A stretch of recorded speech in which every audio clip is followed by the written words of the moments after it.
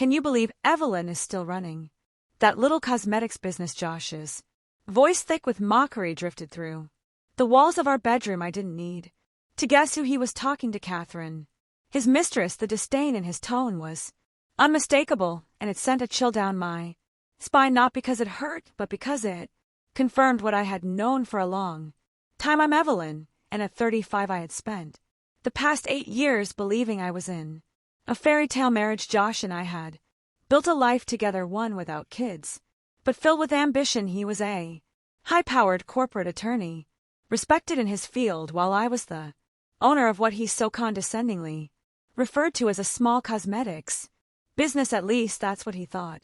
The reality, my business Beautify wasn't just some side project. It was a multi-million-dollar empire. Over the past 5 years, it had skyrocketed into one of the most successful natural cosmetics brands in the country, but Josh had no clue. He only ever saw the carefully curated numbers. I allowed him to see the modest figures of a single storefront, the one I used as a front behind the scenes. Beautify had over 200 stores nationwide, and ever-growing online presence, and was on the cusp of international expansion. Why keep it a secret? Because 3 years ago I discovered something that shattered any illusion of love I had for Josh. While digging through legal documents purely out of curiosity at the time, I stumbled upon disturbing patterns in his past cases.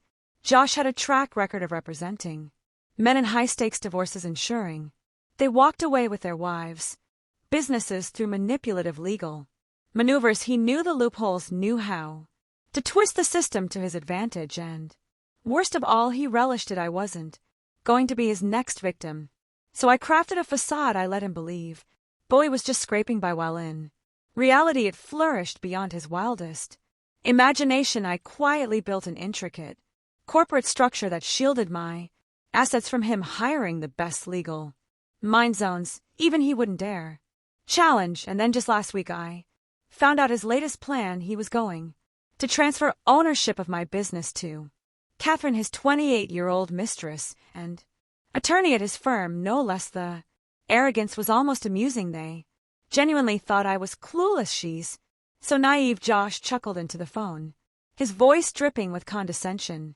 She doesn't even realize I have full legal control over her company. She signed the documents months ago without reading them. A slow smile spread across my lips, but there was no warmth in eye, only satisfaction. The documents he was referring to, they were fake, carefully constructed by my legal team, designed to give him a false sense of security while keeping the real ownership locked away where he'd never find it. I had spent years preparing for this moment.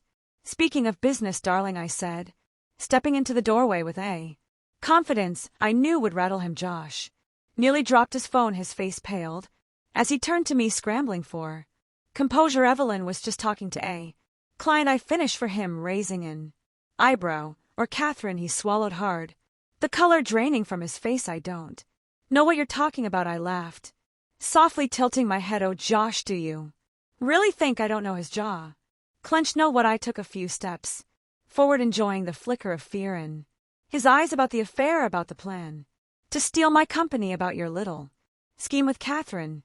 Morning. I arrived early at Beautify headquarters. The towering glass-encased 30-story building stood proudly in the heart of the city's financial district, far cry from the small cozy storefront that Josh believed was my only business. I took a deep breath as I stepped into the elevator, the quiet hum of its ascent giving a moment to reflect. I had built this, every floor of this building, every product that bore the Beautify name, every employee who thrived under its banner. It was all mine, not Josh's, not Catherine's, and most certainly not theirs to take. By 8:55 a.m., everything was set. The sleek, modern boardroom was filled with my top executives, their poised expressions betraying no hint of what was about to unfold. The video conference screen were alive with faces from every branch of the company, all eagerly awaiting the meeting that would change the course of our future. Then, right on cue, the door swung open. Josh and Catherine walked in together, their expressions carefully masked, but their eyes betraying their unease. Their gaze swept across the room, taking in the grandeur of it all, the Long mahogany table, the expansive view of the city's skyline, the sheer number of high-level executives in attendance. This wasn't the setting of a failing local business. I remained seated at the head of the table, exuding nothing but confidence as I greeted them. Good morning, I said smoothly, my voice warm yet authoritative. Josh, Catherine, please take a seat. We have a lot to discuss. Josh tried to keep his composure, but I could see the nervous flicker in his eyes as he pulled out the documents he had clung to all weekend. His hands were visibly unsteady as he placed them on the table. I have the documents right here, he declared, though his voice lacked the certainty he likely intended. I offered him a knowing smile. Oh yes, I said lightly, turning to Rachel. Rachel, would you mind with the press of a button? The enormous screen at the front of the room illuminated, displaying the very documents Josh held in his hands, but beside them another set of documents appeared, the real ones. You see, I began, my tone measured and composed. The documents you have, Josh, are for a single store, Beautify local store number 156A. Modest location valued at approximately $100,000. The documents on the right, however, are for Beautify International Corporation, an entity currently valued at $500 million and set to merge with Thornton Investments for a staggering $1.20 billion. Josh's face drained of color. He looked from the screen to the papers in front of him, flipping through them frantically as if he could somehow will them to say something different. But the documents I signed, he started, his voice trailing off. In realization, I reached into my bag and retrieved a folder, placing it in front of him with a satisfying thud. Yes, I said, tilting my head as if recalling a distant memory.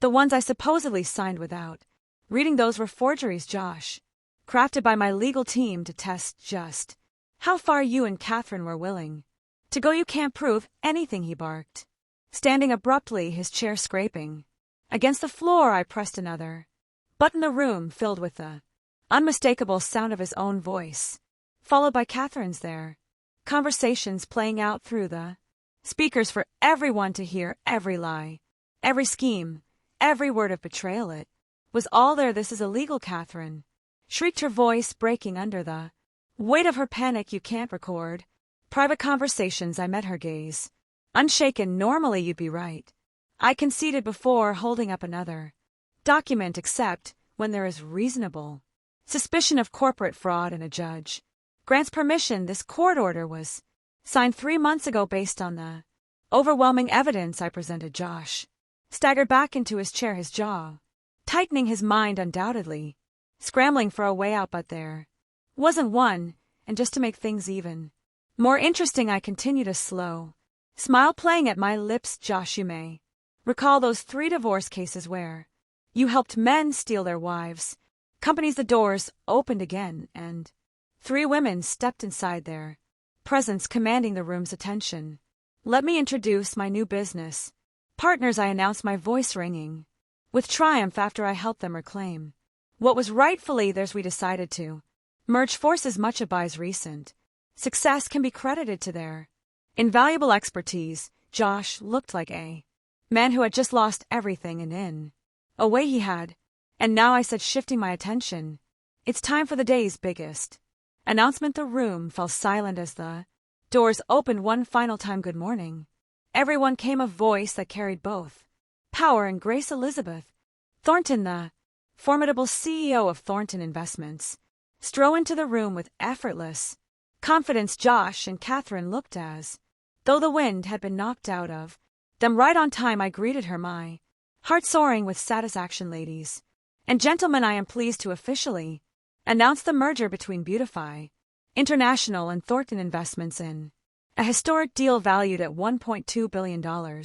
The room erupted into applause, and just like that, the tables had turned. But before we proceed, we need to settle a small legal matter. Josh, Catherine, you have 2 options, Rachel announced, her voice calm yet firm. She moved gracefully around the table, placing 2 sets of documents in front of them. Option 1, you sign these non-disclosure agreements and waive any claims to the company, and you can leave quietly. You will retain your law licenses, although given the circumstances, I doubt any reputable firm will want to hire you once this becomes public knowledge. And option 2.